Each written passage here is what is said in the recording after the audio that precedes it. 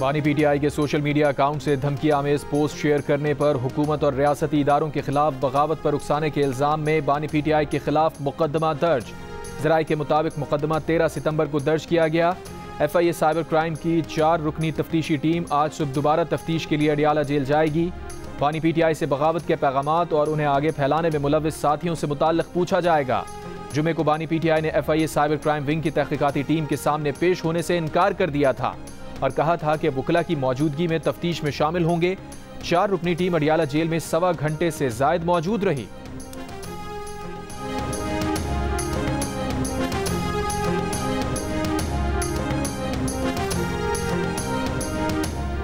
अदलिया से मुताल्लिक़ आईनी तरमीम आज पार्लियामेंट में पेश की जाएगी। वज़ीर दफ़ा ख्वाजा आसिफ ने तस्दीक कर दी। सुप्रीम कोर्ट के जजेस की मुद्दत मुलाजमत 65 साल से बढ़ाकर 68 साल करने और हाई कोर्ट्स के जजेस की मुद्दत मुलाजमत 62 साल से बढ़ाकर 65 साल करने की तजवीज़ शामिल होगी। जजेस तकर्री के तरीक़ाकार में भी तब्दीली का इम्कान। जुडिशल कमीशन और पार्लिमानी कमेटी को एक बनाने की तजवीज़ आईनी तरमीम का हिस्सा होगी। वज़ीर आज़म के मुशीर बैरिस्टर अकील मलिक ने दावा किया कि तरमीम की मंजूरी के लिए हुकूमत के नंबर्स पूरे हैं।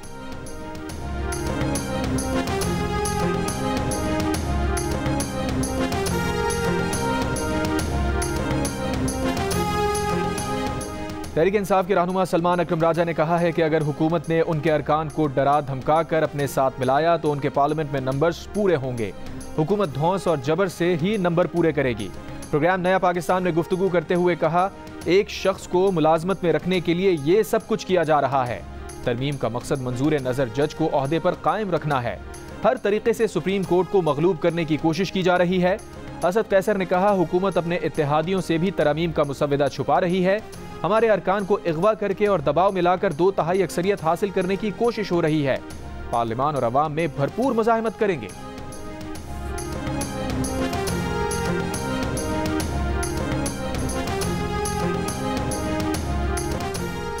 तहरीक इंसाफ के रहनुमाओं पर दर्ज FIR अच्छी कॉमेडी है, क्रेडिट देना होगा। बहुत अरसे बाद अच्छी कॉमेडी देखने को मिली। इस्लामाबाद हाई कोर्ट के चीफ जस्टिस आमिर फारूक के रिमार्क्स। समाअत के दौरान कहा, शुएब शाहीन पर पिस्तौल डाल दी, क्या शुएब शाहीन को मैं नहीं जानता?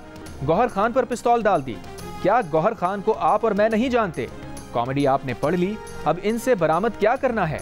प्रोसिक्यूटर जनरल इस्लामाबाद ने कहा कि शुएब शाहीन से डंडा बरामद हो गया है। इस जुमले पर जस्टिस आमिर फारूक की बेसाख्ता हंसी निकल गई। कमरा अदालत भी कहकहों से गूंज उठा।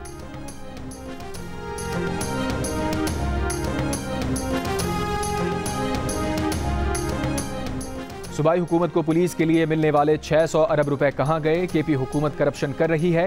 गवर्नर KP फैसल करीम कुंडी का इल्जाम। कहा, सूबे ने ये रकम कहां पर खर्च की? आज ये लोग मगरमच्छ के आंसू बहा रहे हैं। सूबाई हुकूमत अमन व अमान कायम करने में नाकाम हो चुकी है। DI खान में अमन व अमान की सूरत हाल ठीक नहीं है। ये अपने जिले को संभाल नहीं सकते, पूरे सूबे को क्या संभालेंगे? सूबा किसी मुल्क के साथ डायरेक्ट बात नहीं कर सकता।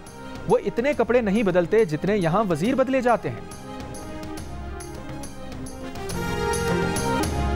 फलकनाज की मौतली 2 दिन के लिए थी, ऐवान में क्यों आई? सेनेटर फैसल वाडा का एतराज़। फलकनाज को ऐवान में बैठने की इजाज़त देने पर हुकूमती अरकान का सेनेट से एहतजाजन वॉकआउट। सेनेटर समीना मुमताज़ ने कहा, फलकनाज की मौतली 2 वर्किंग दिनों के लिए थी। सेनेटर हुमायूं महमद बोले, मौतली 2 वर्किंग दिनों के लिए नहीं थी। इजलास में वज़रा की अदम मौजूदगी पर अपोजिशन का एहतजाज। फलकनाज ने गुज़श्ता इजलास में फैसल वाडा के बारे में नाजेबा ज़बान इस्तेमाल की थी।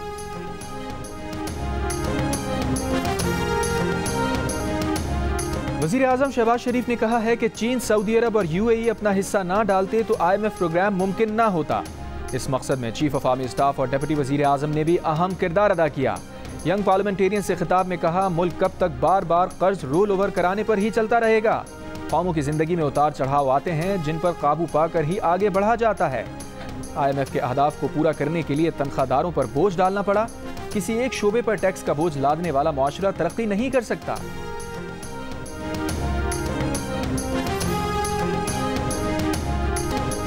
कौम की अजीम कुर्बानी से हासिल किया गया अमन हर कीमत पर बरकरार रखा जाएगा। शुहदा की कुर्बानियाँ कुर्बानी के जज्बे के साथ लड़ने के हमारे अज़म को मजबूत करती हैं। Army chief general Asim Munir का औरकज़ई के दौरे में खिताब।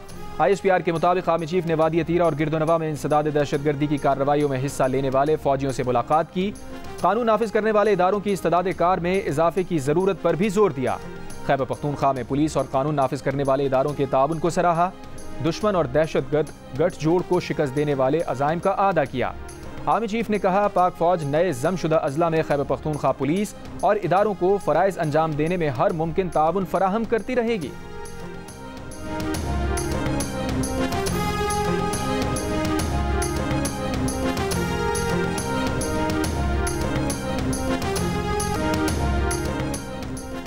JUIFA और BNP मेंगल की अपने सेनेटर्स को किसी भी आईनी तरमीम का हिस्सा ना बनने की हिदायत। सेनेट में JUI के पार्लिमानी लीडर मौलाना अताउर रहमान का खिलाफ वर्जी करने वाले सेनेटर्स को आर्टिकल 63A के तहत डी सीट करने की वार्निंग। कहा, अदलिया से मुताल्लिक मुमकिना तरमीम को अभी तक पब्लिक नहीं किया गया। जमाती फैसले की पाबंदी करें और बगैर इजाज़त किसी दस्तूरी तरमीम के हवाले से वोट ना दें।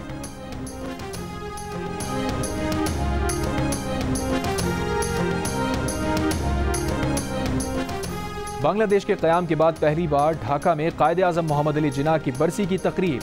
पाकिस्तानी हाई कमिश्नर की भी शिरकत।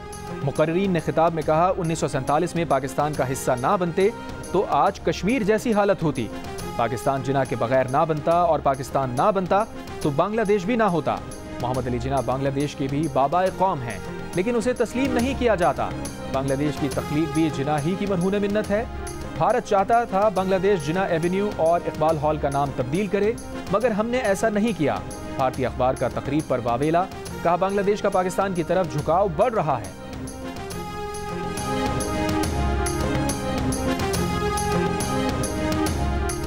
वज़ीर आला सिंध मुराद अली शाह से वफाकी वज़ीर ख़जाना मोहम्मद औरंगज़ेब की मुलाकात। सिंध में वफाकी हुकूमत का अहम सड़कों के लिए फंड जारी करके काम शुरू करने का फैसला। वफाकी वज़ीर ख़जाना ने कहा, सिंध में PSDP मंसूबों की फंडिंग जारी रखेंगे।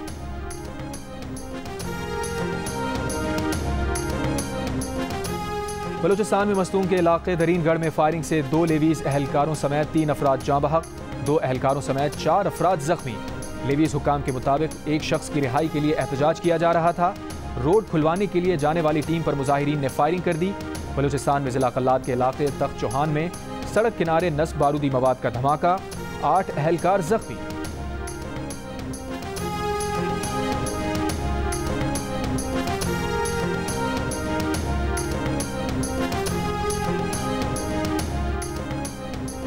चारसद्दा में आंधी और बारिश के बायस छत गिरने से 5 अफराद जाँ बहक। पेशावर और उसके मज़ाफ़ात में भी बारिश। गजा पर इजरायली हमलों में 24 घंटों के दौरान 40 फ़लस्तीनी शहीद। मकबूजा मगरबी किनारे में फिर फौजी ऑपरेशन। तूल करम में बच्ची समेत 5 फ़लस्तीनी शहीद। 20 घर तबाह हो गए, मुतादिद फ़लस्तीनी गिरफ्तार। इजरायली फोर्सेस का एक बार फिर जनूबी लबनान के कई इलाकों पर हमला। 1 शहरी शहीद, 7 अफराद जख्मी।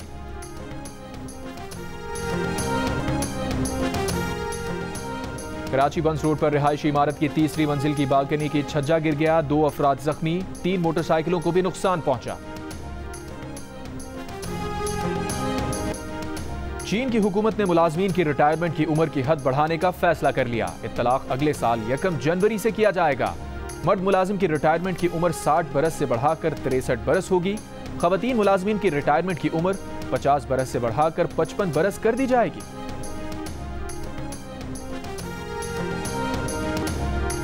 व्हाइट हाउस ने वाज़ेह किया है कि यूक्रेन पर इस बात की पाबंदी बरकरार है कि वो रूस के अंदरूनी इलाकों तक मार करने की सलाहियत के हामिल अमरीकी मिसाइलों से हमले ना करे।